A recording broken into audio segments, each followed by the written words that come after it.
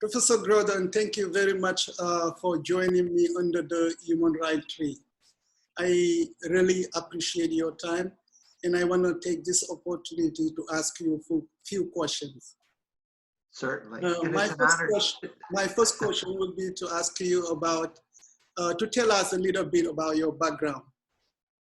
I'm now retired, but I, for 40 years, was employed as a lawyer for the state of Illinois' Lawyer Regulatory Authority.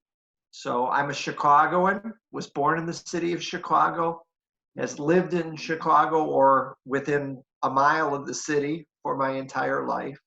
And I've had great opportunities. I got to, I had the fortune of being able to go to a college where I learned. I was able to go to a law school where there was an emphasis on community and giving back.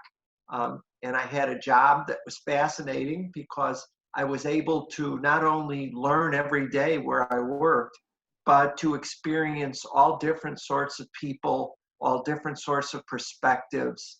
I think that's helped me because I think when you teach, you're telling stories and you are giving people the opportunity to become involved and reflect on the stories that they've experienced and the people they've met. And I think that's a real connection when you have an opportunity to be with people and exchange and learn from them. I've been very, very fortunate in my career. I see. You don't mind sharing where did you go to school and why you choose to go to law school and how did you end up in the profession of teaching?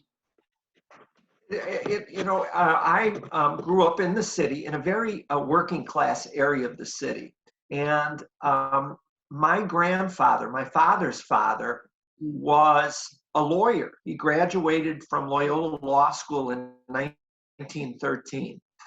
I've never met him. He died 6 years before I was born.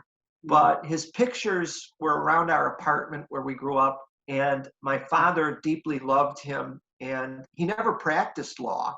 He was a railroad man. And I think that was what motivated me, seeing his pictures and knowing that he had done well. And from everything I heard, he was just a wonderful person. So it was kind of like you want to emulate those ancestors who did well. And that's how I ended up. Teaching is just something that I've always been, I think, wanted to do. I only had one sibling when I was growing up, my sister, and she had Down syndrome. So it had to be a different relationship. You know, a lot of the relationship when you have a developmentally disabled sibling is you have to learn to share in ways that most siblings don't have to. Yeah. And a lot of it is understanding patience. Because I don't think you can be a good teacher unless you're patient, unless you can take a few seconds to realize that you have to spend the time to really understand what people are communicating to you. I think that's critical. And I think having my sister, you had to take time understanding what she was communicating. It was always spot on, good stuff, but you needed to exercise that patience. And so I think some people, I think either people are teachers or students, and good teachers are always students. You know, they will continue to be students. They continue to learn. Sharing and learning relationship. You know, you give by teaching, but in some time you receive from other based on their experiences. I believe is the relationship. I agree with that. As a matter of fact, I think you get more from your students than you give to them. I really do. And I've been teaching for over 33 years now. I have the great fortune of teaching adults. I could never teach children. It's too difficult. And those people who teach children are unique.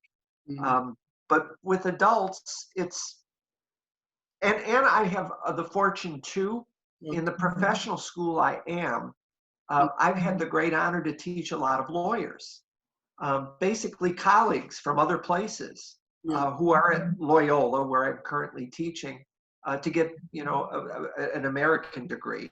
So I've had a lot of contacts with very unique and very talented people who are really colleagues.